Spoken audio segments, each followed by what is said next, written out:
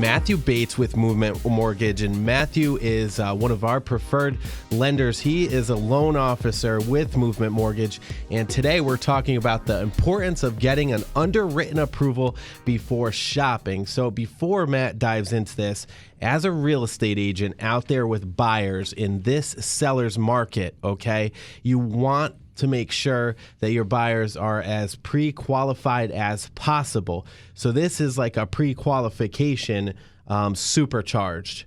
So that's exactly right. What Amelia was saying is that there's a couple different things that buyers have experienced in the past when talking to a bank as far as pre-approval, pre-qualifications. You got all these different terms coming out.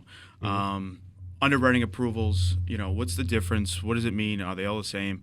They're all completely different. They all have different degrees of how prepared the buyer is to go under contract with the house. And with the most underprepared buyer is one with just a pre-qual. So essentially, as they go on or online, they fill out an online application, which shows up on some underwriter's computer screen, and they can pretty much put whatever the information that they want into the application, whether it's true or not. I could say make $100K, but they really make 75. Or they, they put whatever numbers that they can. Based off of those numbers, you would qualify for a $200,000 house. Yep. So that's a pre-qual, but that's as good as whatever numbers they put into the system. The next step would be to get pre-approved, and that would be having a loan officer get involved in validating pay stubs, sourcing down payment, looking at a full credit report, taking the income, putting it all together, and then running it through that they call a desktop underwriter. That's a DU approval, and basically at that point, the loan officer has the ability to issue a pre-approval letter. Okay. Now this goes from across every bank. Every loan officer, a loan officer has the ability to pre-approve people. That's their responsibility. What they don't have is they don't have the ability to approve anybody, and they don't have the ability to deny anybody. The only person that's able to do that is a licensed underwriter. Right? Okay. So a lot of banks traditionally they pay their underwriters a salary, and they don't see spending the underwriter's time or the money to pay the underwriter to look at a loan unless there's a property in question. Okay. So they don't use that underwriter until after they're under agreement. Most banks, right? And that makes sense. Yeah. And that's coming from my personal experience. Mine too. Yeah. Yeah. So they won't put up that underwriter. Movement Mortgage, which is really exciting. And the way that we do business is that we get the underwriter involved before there's any property in question. So hold the phone real quick, just so people know. So basically, if you're working with, say 99% of lenders, banks, et cetera, I don't know if that's the exact percent, but really a large portion of lenders and banks, they're not going to go ahead and get these folks approved until they have a purchase and sales agreement locked in on a house, which extends the closing time to about 45 days, correct? Correct. Okay, so how is Movement different in this process?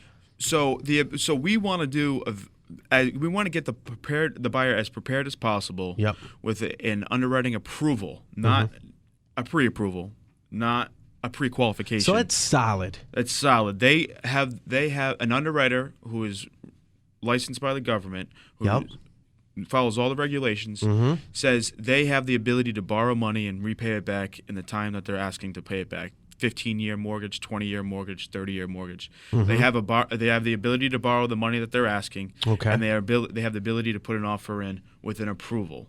And we do all of that upfront homework at the beginning before the realtor gets in the car and goes to do showings Smart. And we have basically a blank check is basically what it is. Yep. Now, of course, there's things that, it's not a done deal. We have to find a house that's got a clear title.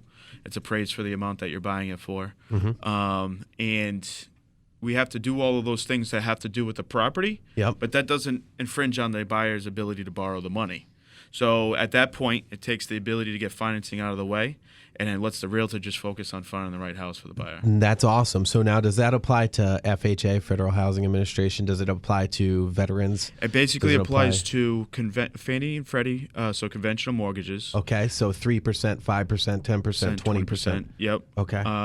It applies to FHA. Okay, 3.5% down. It applies to investment properties. Okay, 25% down. 25% down. It applies to VA. You can do the VA. 0% down, 100% financing. And what it doesn't apply to is situations like Rhode Island Living for, Rhode Island Housing. Rhode Island Living is a great website. Yeah, by the it way. is. Check it out. Rhode Island Housing. Rhode Island Housing and USDA and any of the jumbo loans. So USDA and Rhode Island Housing are both 100%, 100% no money down type of financing. Correct. And what they call them bond loans. Bond loans. So what happens is we have to get the USDA involved, and we have to get Rhode Island Housing involved in order to get the deal closed. That falls outside the. That you have to send our loan to them for their approval. Basically, the big part about this whole strategy and the way that we want to prepare buyers and really help out our referral partners, like Emilio and other realtors that we work with, is that we want to make sure that all of the financing is figured out before they go under contract. That way, when they go under contract, they can go anywhere as low as a 15-day contract. So the purchase and sales agreement signed for a closing date 15 days because our income, assets, and credit have already been approved, not pre-approved, not pre-qualified, but approved by the underwriter. And the only thing that's left to sort out is the appraisal, the title, homeowners insurance.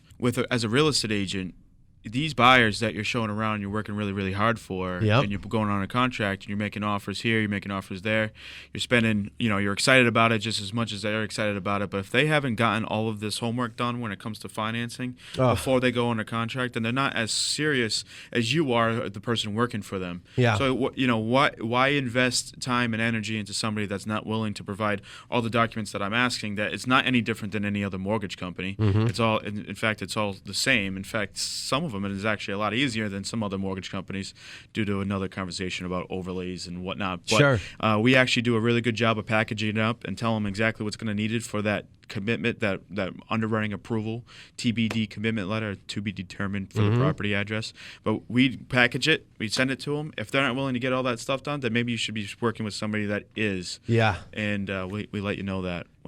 That's phenomenal, Matt. And there's a growing number of realtors in the state of Rhode Island that are now requiring folks to be pre-approved, never mind to have, to definitely have a pre-approval in place before seeing a property. But with a ticket, a license to kill that Movement Mortgage gives you as a buyer to go out there fully approved, you're really going to be in a great position. Okay.